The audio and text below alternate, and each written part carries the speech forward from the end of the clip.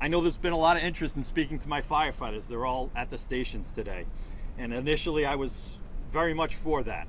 After having spoken with a bunch of them this morning when I was outside of meetings, I asked that maybe we hold off on that. The emotions are a little too raw. The stories are a little too vivid. It's more incredible than what I initially thought it was going to be. I'll share a couple of them with you if I can get through them. And in the context of firefighting, these are nothing short of heroic. When Engine 5, they were the first engine to pull up on scene.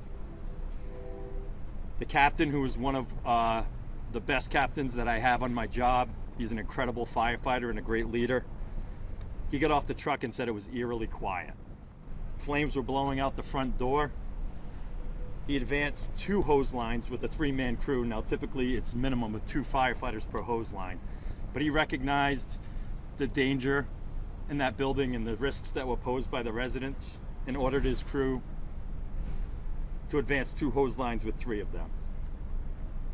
He knocked down the fire very quickly to the point that countless lives were saved. If that fire goes unchecked and if people are screaming as he pulls up in those windows, I don't know if he pulls those hose lines in.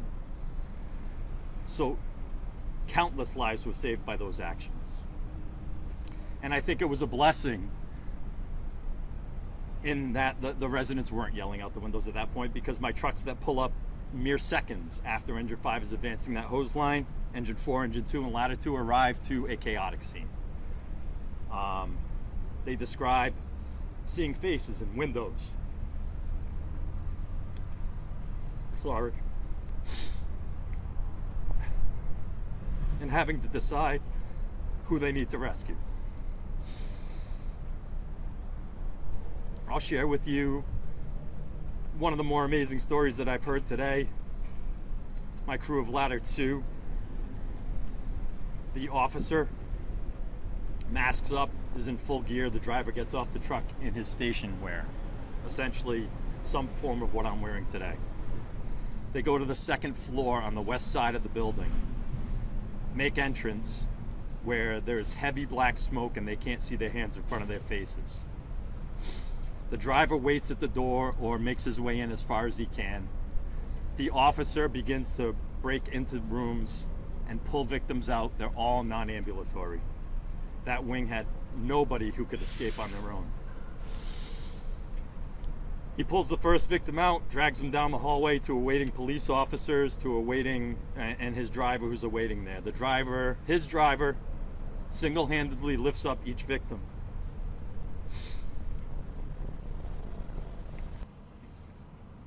Puts them on his shoulder, walks down single-handedly a flight of stairs, across the street, screams for a medic, and every time somebody screamed for a medic, Fall River EMS was there to help provide life-saving care. Every time a victim came to that door, police were there to deliver those victims to the Fall River EMS to provide life-saving care. Now, this might sound remarkable to you. That driver of Ladder 2 repeated that action 6 times.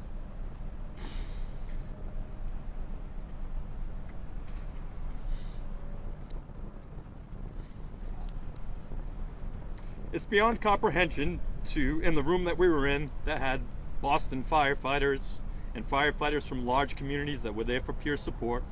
It's beyond their comprehension, and some of the biggest fire departments, it's beyond my comprehension. These actions are heroic. And they're repeated over and over and over again by the 35 firefighters that showed up on duty that night. There's no doubt in my mind that that fire was destined to kill 50 plus people. And that the firefighters from Fall River, in conjunction with the police department and the EMS division and the EMA division, saved all of those lives on Unfortunately, 9 were not able to be saved, but that number should have been 4 to 5 times that. When all these stories come out, they'll write books about it, they'll make movies about it. It's really that incredible. So, as you can see, the emotions are real, they're raw, and we're going to take some time to process this and put the scene back together, and I ask for your patience in that.